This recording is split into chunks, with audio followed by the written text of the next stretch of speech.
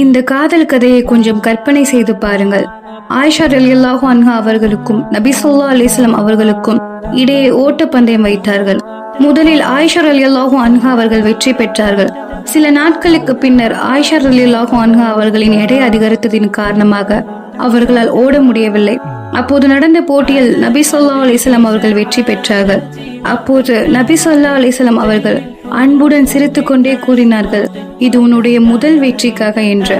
ஆயிஷா ரலியல்லாஹு அன்ஹா அவர்கள் மனைவி மட்டுமல்ல, ஒரு நெருங்கிய தோழியாகவும் நம்பிக்கைக்குரியவராகவும் சிறந்த அறிவாளியாகவும் இருந்தார்கள். பந்தயத்தின் போது போட்டியை விட சிரிப்பே அதிகமாக இருந்தது. ஆயிஷா ரலியல்லாஹு அன்ஹா அவர்கள் தன் தோளை நபி ஸல்லல்லாஹு அலைஹி வஸல்லம் அவர்களின் மீது சாய்த்துக் கொள்வார்கள். அந்த அமைதியான தருணங்களில் அவர்களுக்கு இடையே மன அமைதியை கண்டார்கள். சோதனை கஷ்டம் வந்த போதும் அவர்களுக்கு இடையான காதல் வலுவடைந்தது.